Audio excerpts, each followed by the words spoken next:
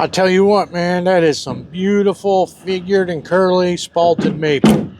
And I picked it up free at the local log yard. So what we're going to talk about today is some of the most important things you can do as a beginning wood turner or even as an experienced wood turner.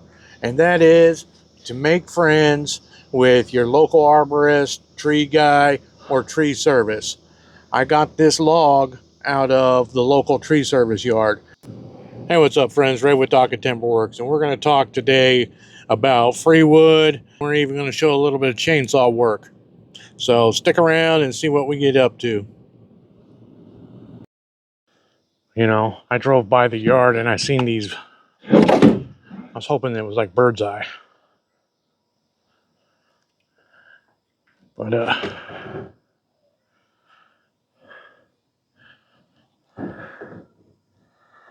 it's seen better days. It's cracked for sure, but we can make it work.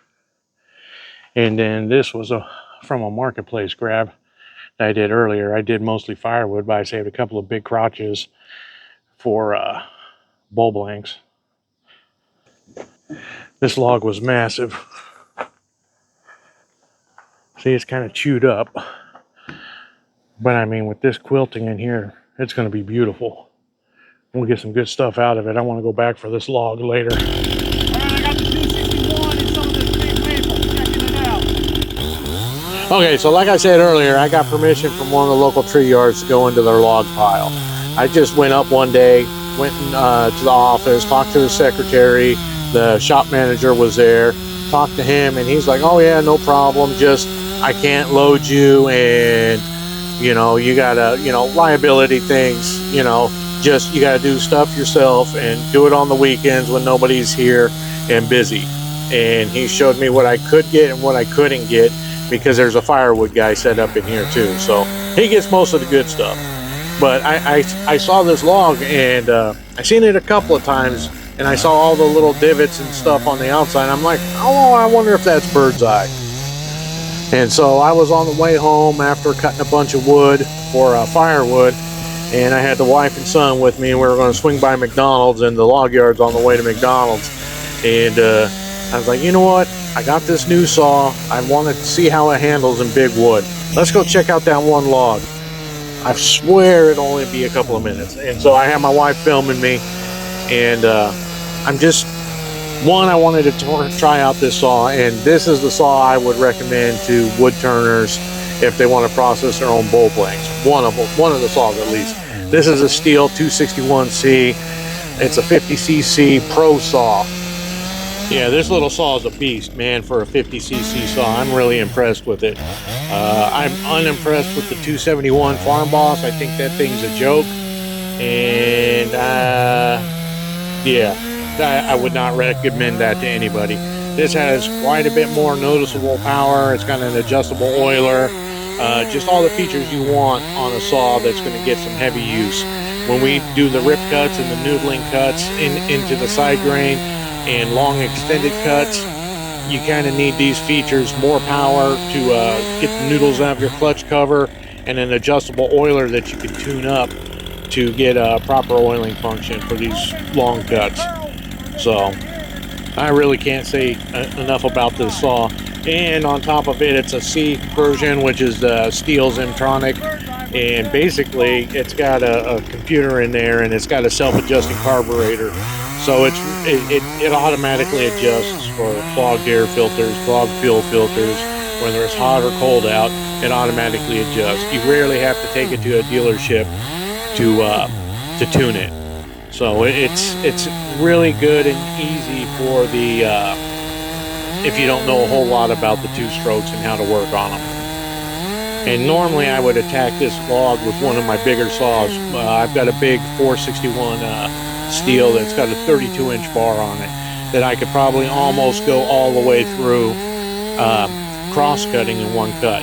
But like I said, I just wanted to see if it was worth getting into this log. And it is. It's got some beautiful figure in it. It's highly, I don't know if I call it quilted, but it's highly, you know, you can see the curl in it right there, or the figure. It's beautiful wood. I really need to go back and get more of this thing. I was busy this weekend and couldn't get back to it. I don't think many people are going to go by and grab it because it's such a pain. You know, it's big, it's huge. You got to break it down. It's a lot of work. Look at those big slabs up there, man. I get bored one of these days. I might come back for all that stuff.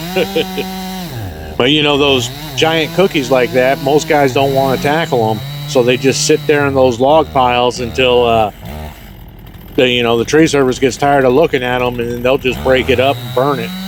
So talk to your local tree service guys, man. See if you can pick around in their yard. There's no point in buying wood. I mean, wood's expensive, man, especially the kiln dried stuff.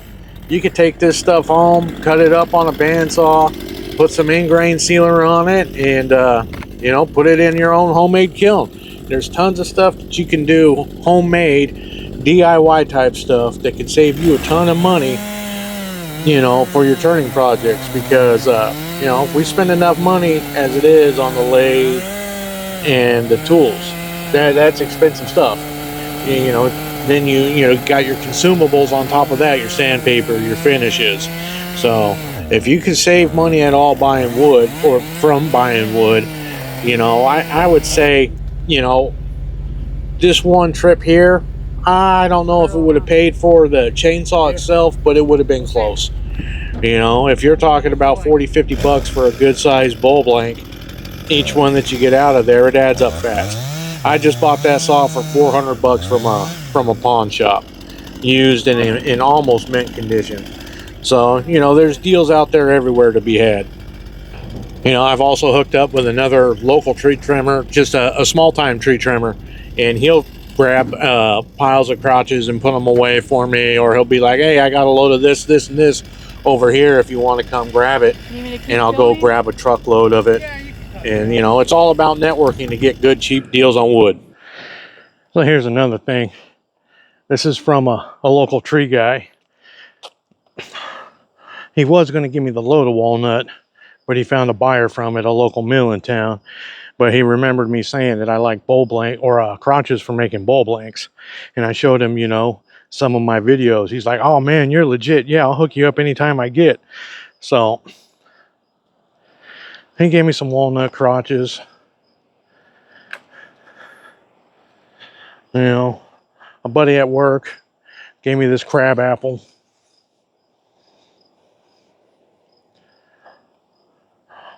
It's just good to put your name out there, and people will help you out.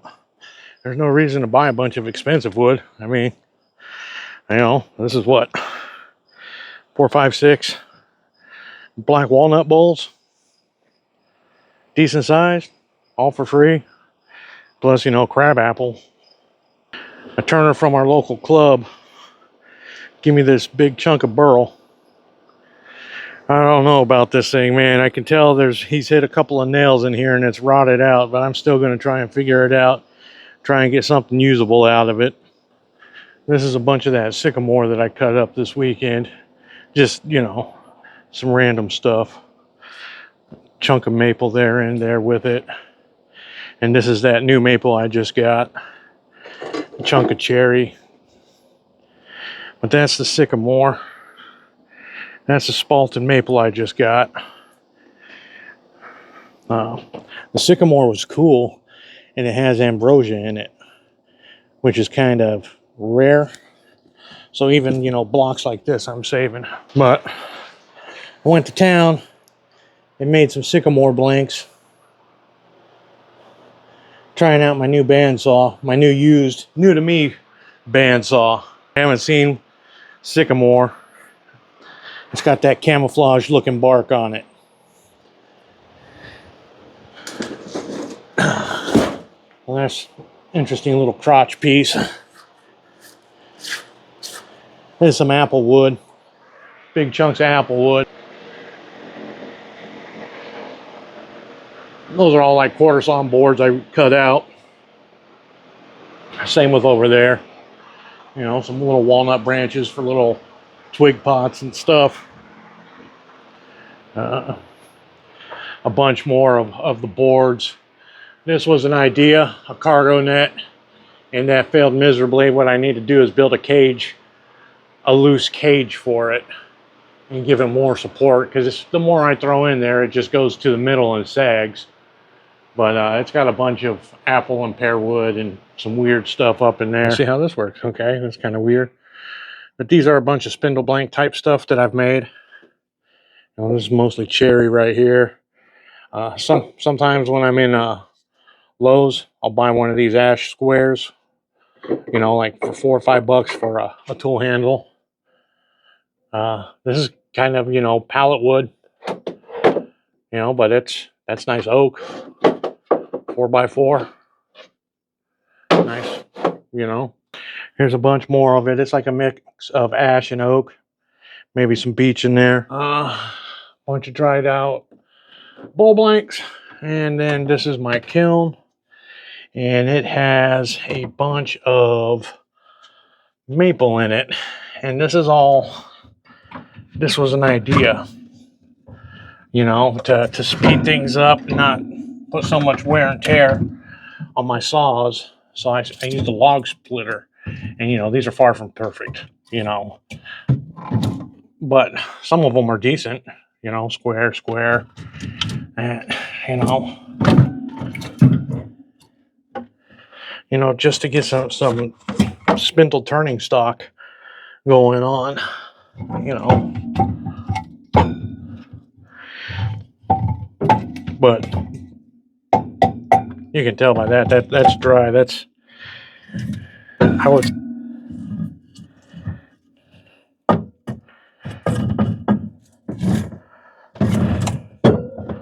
you know. It was an experiment. It was some big blanks, but I haven't been throwing much of anything away, as you can see. This was just a bunch of rough cut stuff with my chainsaw, bunch of squares. But these turn really easy. They go around real quick, these smaller ones. This is what happens when you, even though it's been anchor sealed, you know, this is what happens when you make bowl blanks and you don't get to them. I need to get my dust collection going better. Because this has potential to be cool. It's got the ambrosia trails in it, a nice little square blank of sycamore. I can't wait to try and do something with this guy. That's kind of cool. All right, I'm done huffing and puffing and sweating. I'm going in.